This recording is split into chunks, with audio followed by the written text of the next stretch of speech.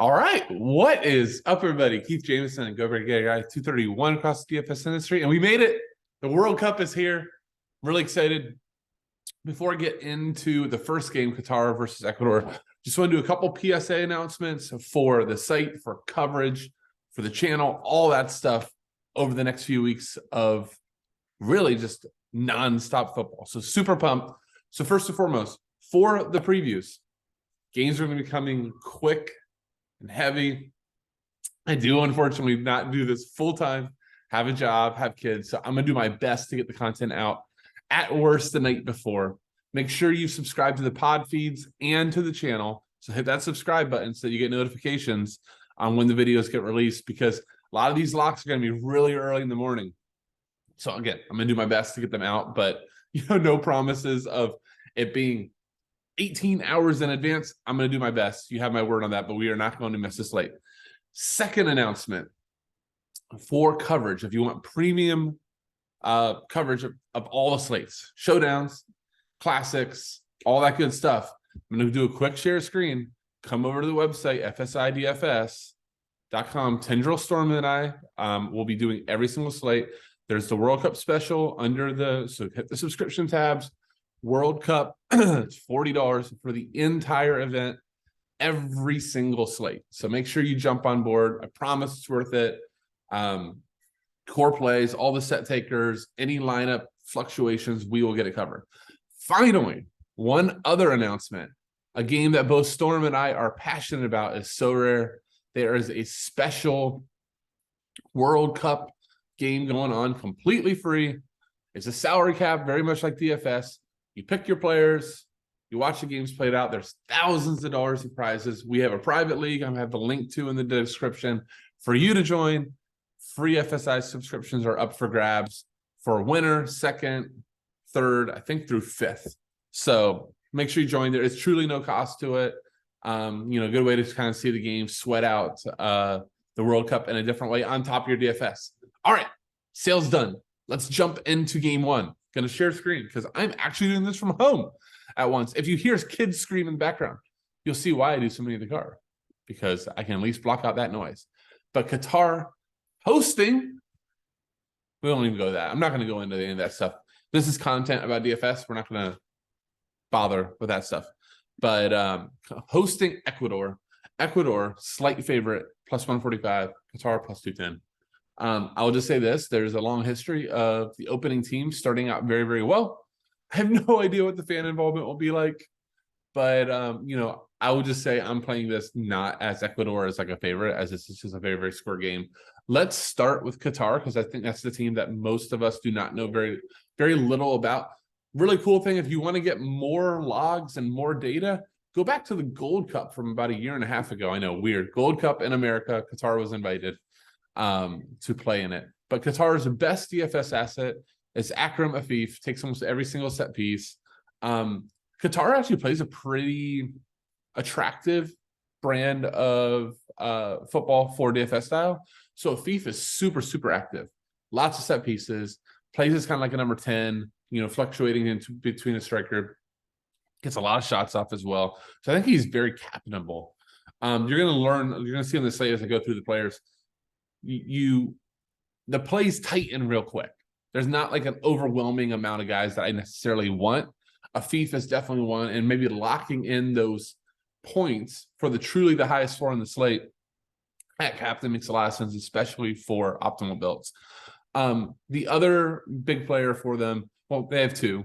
Ali scores a lot of goals. He is going to be goal dependent. So if you don't expect Qatar to score goals here, then he'd be somebody you avoid. But if you do, really good shot that he's part of it. And on a slate where I think points are the premium, I don't think this is going to be a high scoring slate at all. That could be big.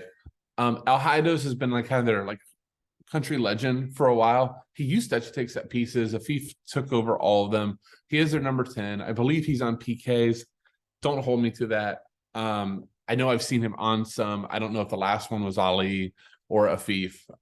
Subscribers, I'll have that for you by Sunday before lock. Because one thing we do know, just side note, on the World Cup from 4 years ago, PKs were a big deal. So I do think kind of having an idea of the PK takers going forward is a big deal. a lot of times I don't want to lock that in until we see lineups because that things could change.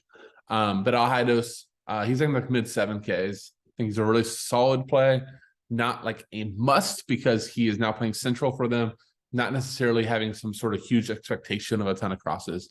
Your fullbacks, Miguel and Ahmad, are both fine. Now they're huge crossers, but they can get some work done. They're wingbacks.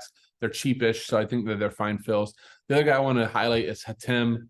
He is another guy that has taken set pieces recently. It does not appear that he takes them very commonly, but if a FIFA would sub out early or anything like that, Hatem has a good chance of taking some. He's very active too. Scores a lot of goals for his club and country. He's only like 4,400, so I think he's a really solid play. Obviously, goalkeeper I think is more GPP in this context more than anything, but you got to keep in mind for GPP for a big tournament like this, you got to be perfect. So running some scripts where Qatar wins 1-0, that Ecuador wins 1-0, that's 1-1, 2-1. All those scripts is going to be how you spike the GPP. Let's move to Ecuador. The best player for them over the whole qualifying has been Pervis Estupiñán at left back. He's super expensive. He's listed at midfield, plays for Brighton. He actually can take some set pieces for them, but he takes set pieces when you don't see Angel Mina. I've seen predictions with Angel Mina in and with Angel Mina out. This one has him in. So if in, he's taking the majority of set pieces. So, talented player for Club Leon and in the Mexican League. So super in play. But even if he's in, Estupiñán is a left back that just marauds forward, just crosses the ball every time he gets a chance. He and a fee for the guys that I have labeled as the top 4 plays on the slate. So Estupiñán's a lock, Afif's a lock. If in, Angel Mina probably a lock as well. Gonzalo Plata, very talented. Right mid, right winger. Can also take some sets if you don't see Mina. Like if this lineup happens, but it's not Mina, I would say Estupiñán and Plata split sets.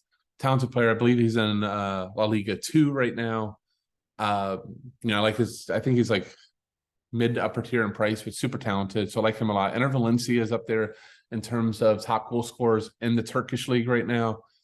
He is going to be goal dependent. This position on the pitch is a little bit weird for him. It's more sometimes like a second striker. He is a number 9. He can go out wide though. He is on the slighter side of stature, has some quickness, but he's not out there to cross the ball 10. So I don't find it like a boost if all of a sudden you see him wide versus you see him at the number 9. I don't consider it that much different. But Enter Valencia, very top GBP play. Almost might be over-owned though, where maybe you want to try to like scale back your ownership on him. Michael Estrada struggled a ton in the MLS, but scores a lot of goals for them if in. And then Angel Presedio as the right back. Also pretty active, good cross for the ball. Nothing like Estupiñán, but he's going to get up and down the pitch. Your rest of your guys in here, like Moises Caicedo, really talented player, but not going to have a lot of DFS contributions outside of like a goal or assist. Carlos Gruezo, your other center midfielders, those are just guys, just like final fill-ins, not anybody to prioritize. So core plays for this slate: Estupiñán, Afif. And then assuming he's in, I would go with Angel Mina. If he's not, then Gonzalo Plata. That is how you're going to start your slate. Hope that Sunday's a great day for everybody. Just keep in mind, if you want more coverage, check out FSI to join. Would love to have you on board in the Discord playing along with us. And if not, that's not your thing, no problem. Check out all the YouTube. Definitely want to check out So Rare for that free game. Not only join the FSI League, so you can potentially get free memberships to try out for next year, but also there's tons of free prizes, thousands upon thousands of dollars. One of the things is like a 5-on-5 with Zidane if you win. It's going to be hard to win. There's hundreds of thousands of entries, but we'd love for you to be on board, join in the fun, go from there. Thank you guys so much for watching. Looking forward to the next month of nonstop football, nonstop content. Any questions, leave in the comments. Really appreciate it. With that, I'll say, see you.